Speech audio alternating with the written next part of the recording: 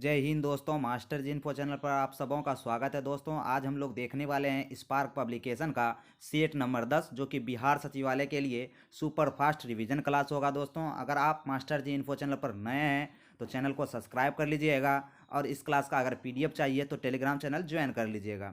बिहार सचिवालय से संबंधित बहुत सारे प्रैक्टिस सेट आपको यहाँ पर अवेलेबल होने वाले हैं। तो दोस्तों अगर आपने एडुटेरिया का नया करंट अफेयर का वीडियो नहीं देखा है तो प्लेलिस्ट बना हुआ है, जाकर देख सकते हैं। दोस्तों चलिए दोस्तों पहले प्रश्न से स्टार्ट करते हैं। भारत पर शासन करने वाली एकमात्र महिला शासिका रजिया सुल्तान निम्नलिखित में से किस वंश से जुड़ी थी? तो रजिया सुल्तान किस वंश से थे? तो मामलूक वंश से। मामलूक वंश से या गुलाम वंश से कह सकते हैं रजिया सुल्तान संबंधित थी। चलते हैं सेकंड नंबर प्रश्न। निम्नलिखित में से किस गवर्नर जनरल ने सर्वोपरि की नीति लागू की? तो सर्वोपरि की नीति जो लागू की लॉर्ड हास्टिंग ने। लॉर्ड हास्टिंग ने सर्वोपरि की नीति लागू की। फर्स्ट डिवीजन क्लास है तो जितना ज़्यादा हो सके आंसर देने का प्रयास कीजिएगा। थर्ड नंबर प्रश्न है, किसने कित्तूर राज्य के विलय के कारण अंग्रेजों के विरुद्ध हथियार उठा लिया? तो अंग्रेजों के विरुद्ध जो हथियार उठाया रानी चेन्नम्मा ने। रानी चेन्नम्मा ने अंग्रेजों के विरुद्ध हथियार उठा लिया। नेक्स्ट प्रश्न की बात करें, फोर्थ नंबर प्रश्न है, नृत्य का एक प्रकार है जिसमें कलाकार मिट्टी के बर्तन में दीप जलाकर नृत्य करते हैं, तो ये कौन सा हो जाएगा दोस्तों? तो ये हो जाएगा धनुची नाच। धनुची नाच में नृत्य एक प्रकार है धनुची नाच का जिसमें कलाकार मिट्टी के बर्तन में दीप जलाकर नृत्य करते हैं। चलते हैं नेक्स्ट प्रश्न की ओर। 5 नंबर प्रश्न है कि किसी विशिष्ट भौगोलिक क्षेत्र में पाए जाने वाले उत्पाद के संरक्षण के लिए उसे भौगोलिक संस्थान द्वारा किस विधि द्वारा उसे संरक्षण प्रदान किया जाता है? तो फिफ्थ का यहाँ पर जो सही आंसर होने वाला है भौगोलिक संकेतन के कारण। भौगोलिक संकेतन के कारण। चलते हैं नेक्स्ट प्रश्न की ओर। अल बरूनी द्वारा लिखे गए पुस्तक का नाम क्या है? तो अल बरूनी द्वारा लिखे गए पुस्तक का नाम यहाँ पर क्या हो जाएगा दोस्तों? किताबुल हिंद। किताबुल हिंद जो पुस्तक लिखी थी अल बरूनी द्वारा लिखी गई थी, तो option number A is the right answer. तो सुपर फास्ट रिवीजन है, ज़्यादा से ज़्यादा प्रश्न को हम लोग आज सॉल्व करेंगे और आंसर देने का प्रयास कीजिएगा। अंतिम में जरूर कमेंट करके बताइएगा कि 75 प्रश्न में आपके कितने सही हुए। ताजमहल डैश नदी के तट पर बना हुआ है? तो ताजमहल यमुना नदी के तट पर बना हुआ। ताजमहल यमुना नदी के तट पर बना हुआ है। यमुना गंगा की सबसे बड़ी सहायक नदियों में से एक है। चलते हैं दोस्तों, मिथुन नामक पशु नस्ल निम्न में से किस राज्य में पाई जाती है? तो ये किस राज्य में पाई जाती है? तो अरुणाचल प्रदेश में। कहाँ पाई जाती है मिथुन नामक पशु नस्ल? अरुणाचल प्रदेश में पाई जाती है। किस राजा ने सम्मान स्वरूप मुवेंद्रो वेलन अरियार आदि की उपाधियां धारण की? तो किसने धारण की दोस्तों? तो ये हो जाएगा चोल राजा ने। किसने? चोल राजा ने। चलते हैं 10वें नंबर प्रश्न की ओर। वीडियो अच्छा लगे तो मास्टर जी इन्फो को सब्सक्राइब कर लीजिएगा। बिहार सचिवालय से संबंधित बहुत सारे वीडियो यहाँ पर आपको अवेलेबल करा दिए गए हैं। 10 नंबर प्रश्न है, यमुना नदी डैश नदी के बराबर में बहती है? तो यमुना नदी गंगा नदी के किनारे में गंगा नदी के साथ साथ बहने वाली नदियों में से एक है। ठीक है, तो उतना लंबा नहीं है, लेकिन गंगा की सबसे बड़ी सहायक नदी यमुना नदी है, ये भी हम लोगों को याद रखना है। चलते हैं दोस्तों अगले प्रश्न की ओर।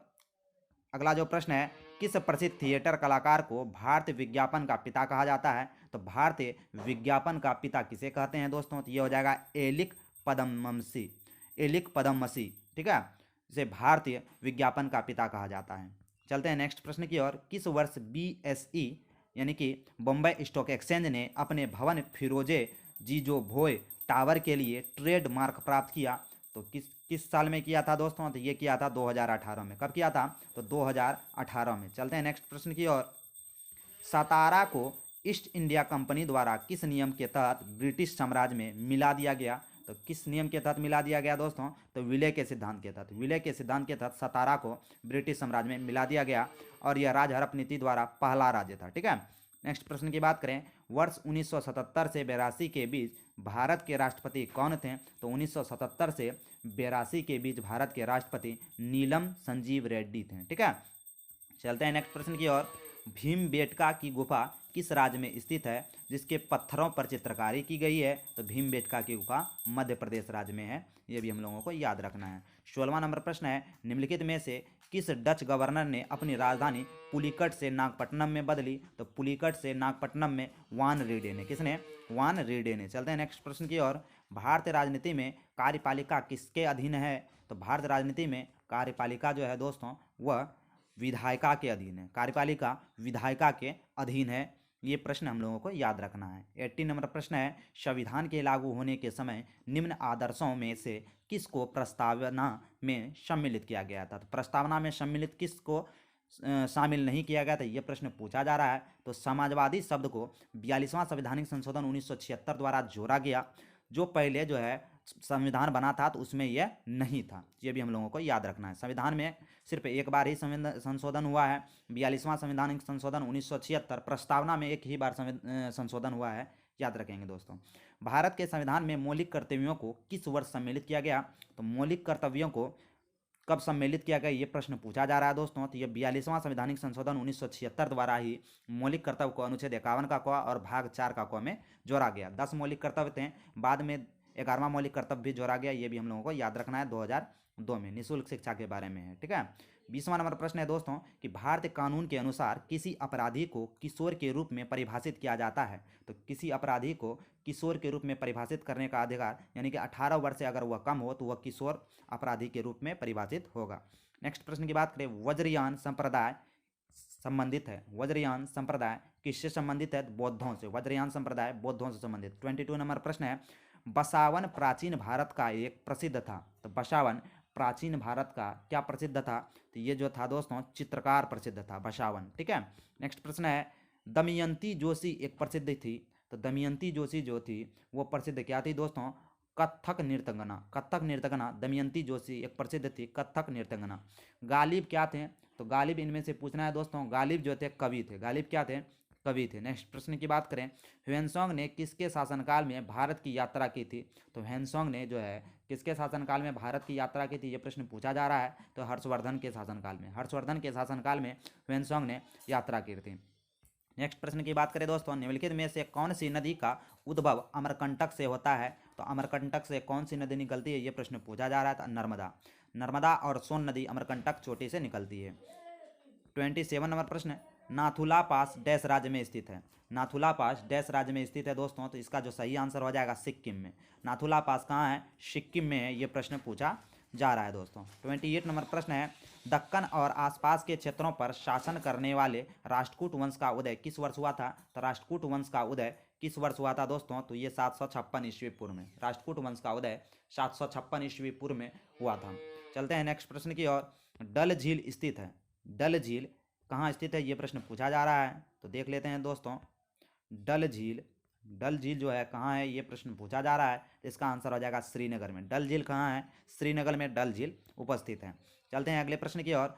किस शहर को गुलाबी शहर के नाम से जाना जाता है? तो जयपुर, यानी कि राजस्थान के जयपुर शहर को गुलाबी शहर के नाम से जाना जाता है दोस्तों। चलते हैं नेक्स्ट प्रश्न की ओर।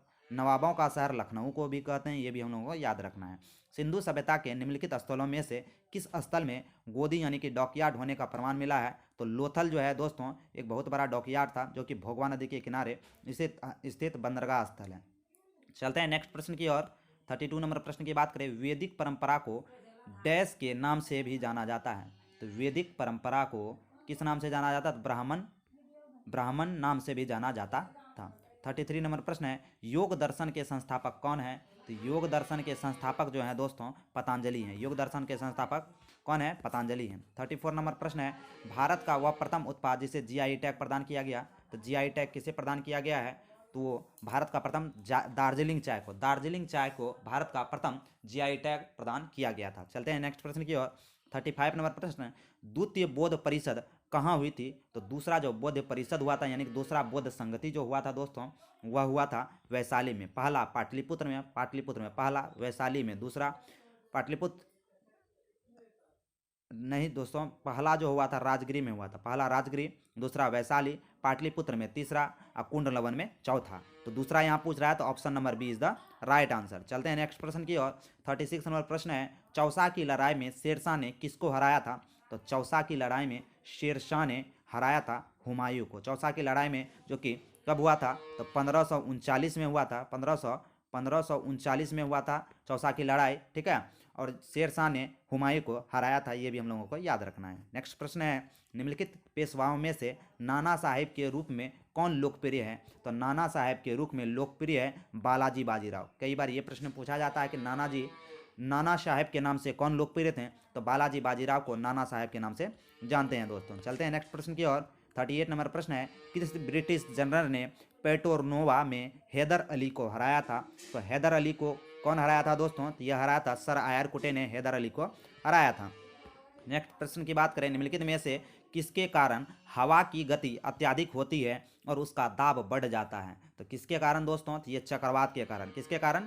चक्रवात के कारण। चलते हैं 14 नंबर प्रश्न, ब्रिटिश साम्राज्य के अधीन नियुक्त भारत का प्रथम वायसराय कौन था? तो भारत का यहाँ पर प्रथम वायसराय लॉर्ड कैनिंग था। कौन था दोस्तों? लॉर्ड कैनिंग भारत का प्रथम वायसराय था ब्रिटिश सम्राट के अधीन। चलते हैं नेक्स्ट प्रश्न की ओर, प्रतिवर्ष अंतर्राष्ट्रीय बालिका दिवस कब मनाया जाता है? तो प्रतिवर्ष अंतर्राष्ट्रीय बालिका दिवस 11 अक्टूबर को मनाया जाता है। ये भी हम लोगों को याद रखना है।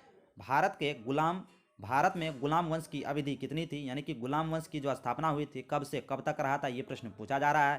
तो ये कब से? 1206 से 1290 तक गुलाम वंश का शासन था। Option number B is the right answer. चलते हैं नेक्स्ट प्रश्न की ओर, किस वर्ष राष्ट्रीय सांस्कृतिक कोष को एक ट्रस्ट के रूप में बनाया गया? तो कब बनाया गया? इसको बनाया गया 1996 में, जो है राष्ट्रीय संस्कृति कोष को एक ट्रस्ट के रूप में 1996 में स्थापित किया गया। चलते हैं 44 नंबर प्रश्न की ओर। वीडियो अच्छा लगे तो मास्टर जी इन्फो को सब्सक्राइब कर लीजिएगा। यह बिहार सचिवालय का सुपर फास्ट रिवीजन क्लास है, तो आप जितना हो सके आंसर देने का प्रयास कीजिएगा। तवारीख की रचना किस भाषा में की गई थी? तो तवारीख की जो रचना की गई थी दोस्तों, यह फारसी भाषा में की गई थी।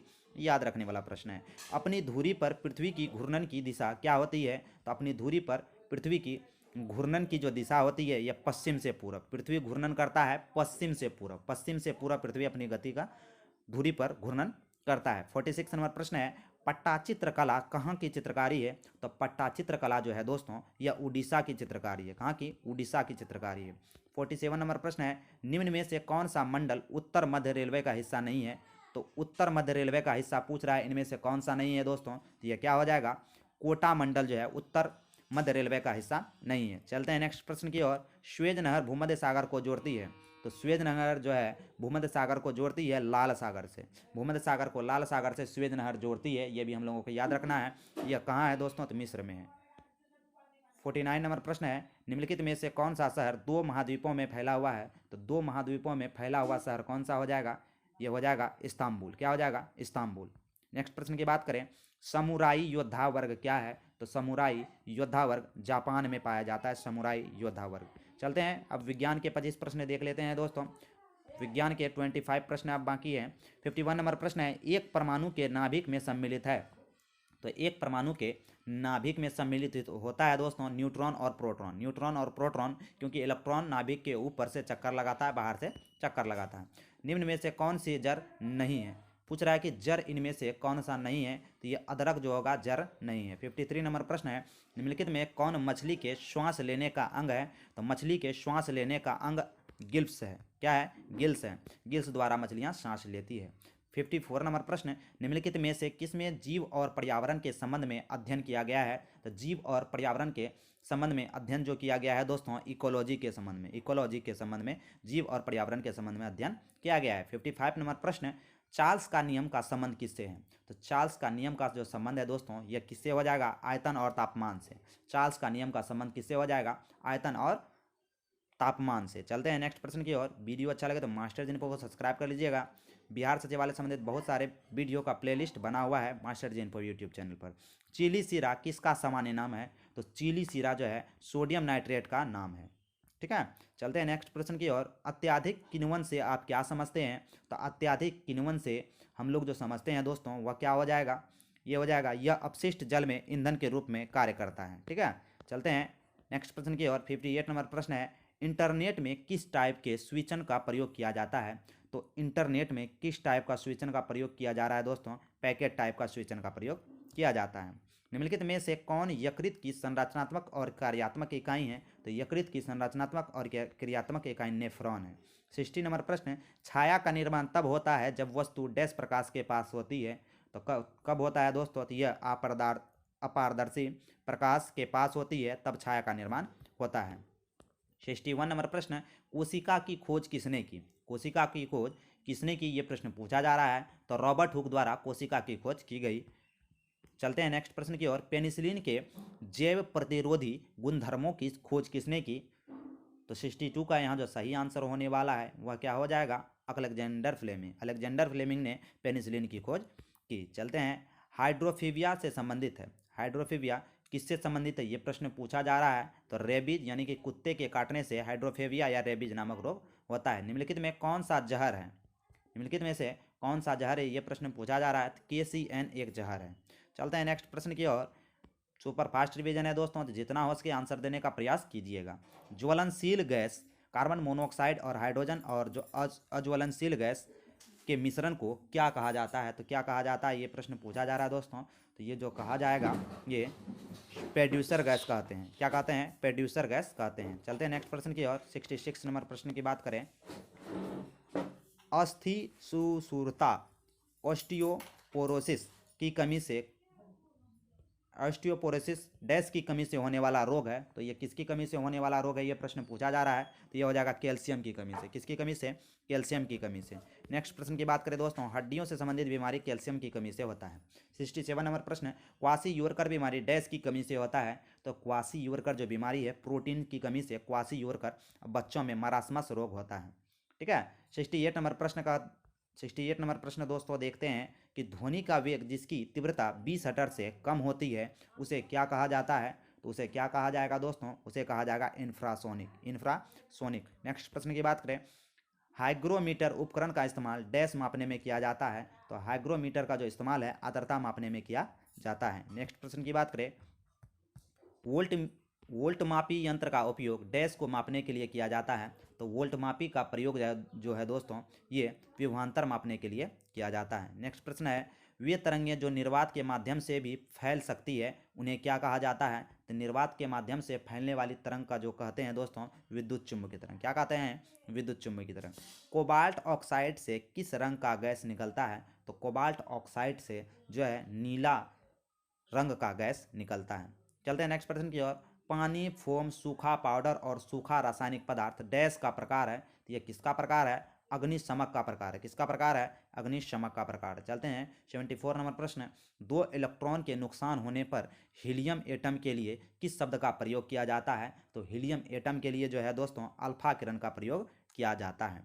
चलते हैं नेक्स्ट प्रश्न की ओर। हीमोग्लोबिन लाल रक्त कोशिकाओं के अंदर प्रोटीन की मात्रा होती है, यह किसका वाहक होता है। तो 75 का जो आंसर हो जाएगा दोस्तों यह ऑक्सीजन का वाहक होता है। तभी हम लोगों ने देखा स्पार्क पब्लिकेशन का सेट नंबर 10। जी हाँ दोस्तों, सेट नंबर 10 देखा। अगर आपने सेट नंबर 1 से लेकर 9 तक नहीं देखा है तो उसका डिस्क्रिप्शन बॉक्स में लिंक दे दिया गया है, देख लीजिएगा। वहाँ पर अरिहंत का हुआ और नए नए बुक का भी जो बिहार सचिवालय से संबंधित काफ़ी इंपॉर्टेंट बुक हैं दोस्तों उनका विश्लेषण कर दिया गया है। तो एक बार जरूर आप चैनल को विजिट करके देखें। अगर आप चैनल पर नए हैं तो मास्टर जिनको को सब्सक्राइब कर लीजिएगा और इस क्लास का PDF पाने के लिए टेलीग्राम चैनल को ज्वाइन कर लीजिएगा। मिलते हैं दोस्तों अगले वीडियो में। सुपर फास्ट रिवीजन था, तो कितना आपका आंसर सही हुआ, कितना आपने 75 क्वेश्चनों में सही किया, जरूर कमेंट करके बताएं दोस्तों। जय हिंद, जय भारत।